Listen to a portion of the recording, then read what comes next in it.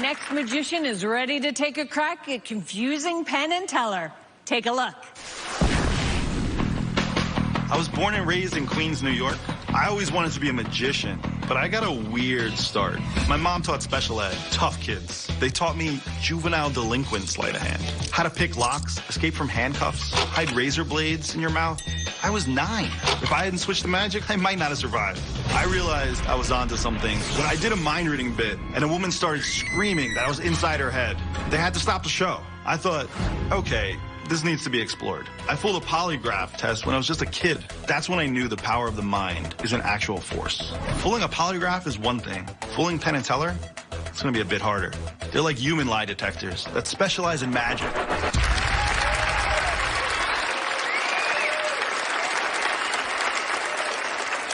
Please welcome the mental magic of Michael Karl. In the 1940s and 50s, subliminal messaging became very popular amongst advertisers trying to sell you their products without you even knowing it. Most notably, you would see this in movie theaters where they would flash text on the screen so fast that you didn't see it with your eyes, but it hit you on a subconscious level. And you're just sitting there wondering why you suddenly had a craving for popcorn. To this day, advertisers spend tons of money trying to manipulate our attention and influence our decisions. But we don't typically call it subliminal messaging anymore. We refer to it as social media. Now, this is going to be my test today. My challenge is to get the 3 of you to make the exact choices that I want you to. So if you could just focus your attention now on the giant screen behind me, and I have an experiment set up with 3 tests, each designed for each one of you. Now, first, we're going to start with Allison. Now, Allison, the first test for you is the 7 colors of the rainbow. So the 7 colors are going to flash on the screen one at a time. I just want you to focus on the video, and when the video stops, just name the color that stands out to you.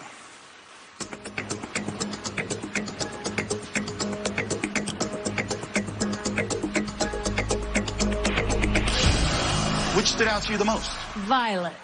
Violet. Great choice. That's perfect. Now, do you think I could have predicted violet? No. Not sure, right?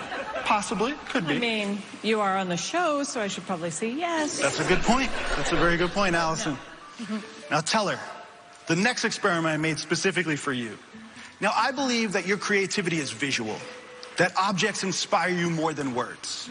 So for you, I have a test with a bunch of images that are going to flash on the screen. But since we're in Vegas, I upped the ante here, and you're going to have twice the amount of choices. So just focus on the next video, and when you're done, choose the image that stood out to you the most.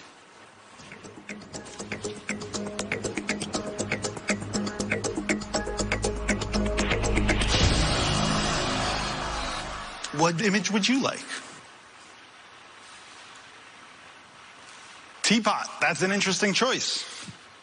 Now, Penn, for the last experiment, this one is specifically for you and your love of language. Now, you're a very well-read and linguistic individual, and I know that. So for you, I have a set of words for you to choose from. Again, we're going to up the odds and double the amount of choices that you have. So just focus on the video and choose a word that stands out to you.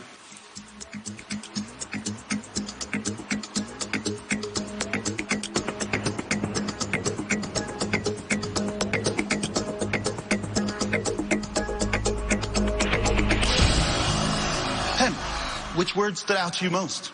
Phobia. Phobia. That's a great one. Does that feel like a free choice, phobia? It did. It did. Okay, it's supposed to feel that way. That's how subliminal messaging works.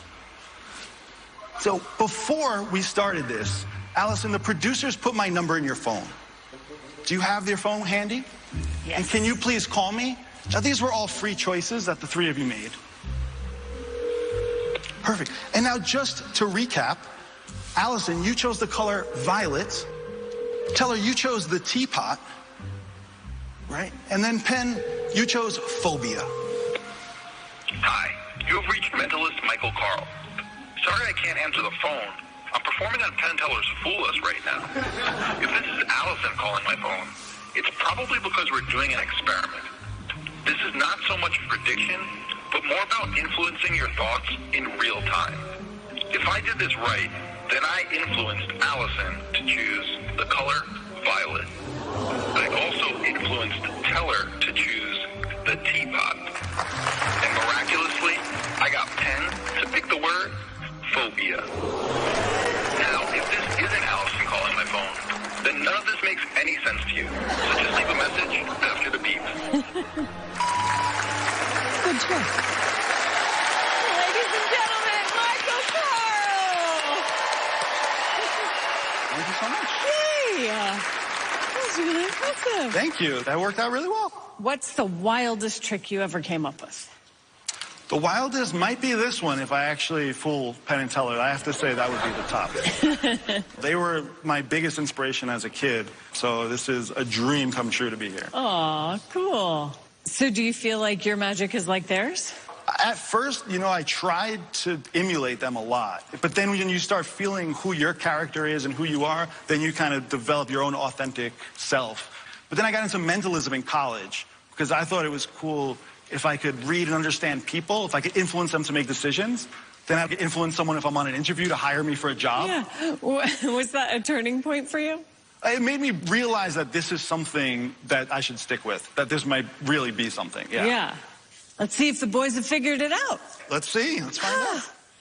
Hey, Michael. Hey, what a nice, Ben. that book, Subliminal Seduction, came out in the 70s. I remember both Teller and I believing it completely. That is such a, seductive idea to believe that people are controlling us in that way and flashing stuff on the screen. And every once in a while, there comes a study that backs something up. But, of course, you're on a magic show doing a magic trick. And it's wonderful to use that kind of hokum from the real world as kind of a basic magic wand for how tricks are done. A really nice performance. I love seeing someone come out with just a stool in the backdrop behind them and do a nice act like that. But I have got a list of words that I'm going to read off to you. And I just want to see if any of those words jump out at you particularly. Sure, yeah. Provide, bench, friend, password, node, unlawful, recording, temple, intention, foster, policy, technology, journal, throw, habitat, arrow, distort, press, person, compact, paragraph, punch, enjoy. So what do you think, Michael? Did you pick up my subliminal message? I think I got your messages. I think you got this one. But it's been a pleasure to be here. Thank you so much. Well, you didn't fool them, but you sure got into my head. I'm glad I did. Thank you guys so much. Thank you, Michael Karl.